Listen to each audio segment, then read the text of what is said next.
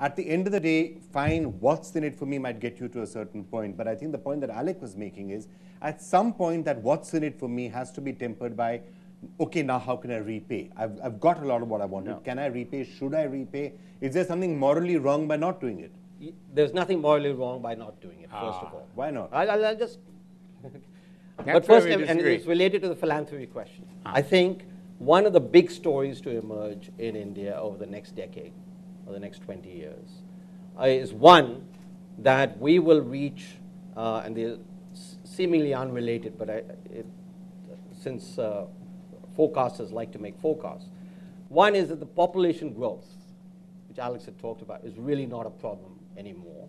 We will reach fertility replacement levels, or population replacement levels, in another 5 years. That is, the fertility rate will reach about 2 per woman.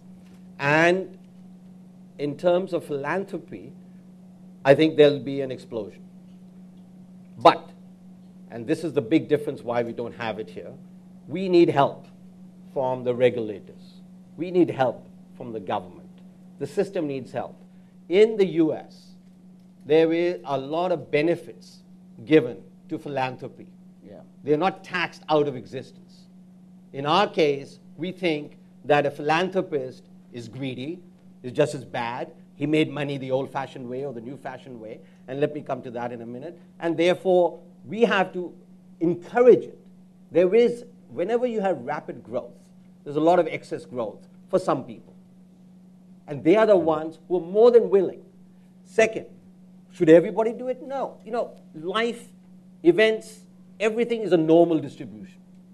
There'll be some who will be philanthropists, and thank God for them, and there'll be some who won't be.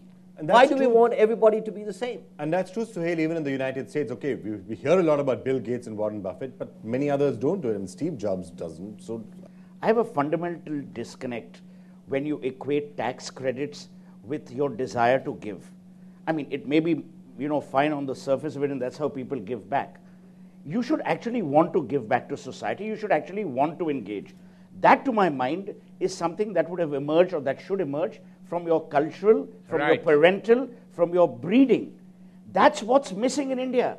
The big story in India today is that we look for benchmarks. So if Sunil Mittal is building 1,000 schools, then every industrialist thinks if I build another 1,000 schools, I may get the Padma Shri or Padma Bhushan. We have started equating even the giving back to society with future rewards, future media attention, NDTV, Indian of the Year, that kind of stuff. That, to my mind, is pernicious. But the same industrialists, the same rich people who are building palatial homes, large plants, getting into fancy cars, not giving back, will create for themselves reputational damage even if they don't have armies at their doorstep. That's my worry. These armies... Do you want to quickly respond to that? Yeah. Look, this is related to the issue of corruption, which I also wanted to talk about. One quick response to Suhail, and so I said in anticipation I would disagree with him, and I do. I think, look, we have to let people be. And the normal distribution will take care of itself. I think we do too much moralizing, especially the present administration believes that all it has to do is legislate morality and nirvana will be here for everybody. I completely, absolutely disagree. That is what is dangerous. That is what brings the country down. Okay? So you think you're doing good and you're satisfied. My job is done. Listen, I go down in the history books. I brought this, I brought that. And that is the real pernicious stuff. On that is corruption. Hypocrisy. It's not pernicious. That is hypocrisy. Saying that I'm doing in public you say I'm doing good, and in private you're doing exactly the opposite. No. I'm not even talking in private. I'm saying in public. You say you bring out bills, the right to food, the right to this, the right to that, and you think you've taken care of the problem. No, you don't think you have. It's just propaganda. You're okay, so we are completely in agreement. But I want to bring up another issue. I want to bring up an issue, okay? And this is for all of us, including Suhail and Alex. Look, take two problems.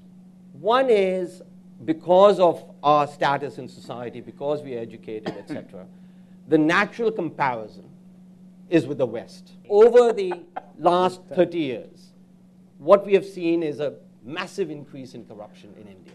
Nobody will deny it. You have legitimized corruption. But at the same time, And whether this is globalization or capitalism or whatever, at the same time, this is a necessary stage where we move from inefficient corruption to efficient corruption. Okay. So it's and Before then I we'll, even- and but then he's we'll right. get to Even the- go down and then the- we'll get Today, to no the Scandinavian cabinet state. minister will ask you for a bribe. They will ask you for a stake. Even they wisened up that equity is better than just a cash transaction. Okay, let's fine. Also safer. Also it's safer. also safer. It's tougher to find. Alec, just wanted to take you up on one point that Suji's been making. He says this is the greatest moment, economic moment, not just in India's history or China's history, but in the history of the world. We are living through a transformation which is the greatest generation and the distribution, in a sense, of wealth that India's ever going to see in its history. Would you agree with that? Are these the best times that we will ever have? Yes, I would tend to agree with that, not necessarily for the reasons that he's saying, but I would agree with that. And what I would say, and I think perhaps there's a misunderstanding, I'm saying when you say capitalism with a conscience, I mean there has to be a cultural revolution before you can have a real economic revolution. You've got to say, and as has been said, Suhail says, and I've been saying this for years, you've got to feel that somehow you've got to give back, whether to nature, which we've now realized we have to give back, or to the people who are the have-nots, give something back to society, because they, whether they are waiters in a hotel or whether they are coolies at a railway station or something, they're all contributing towards our happiness. How come we're not contributing towards their happiness?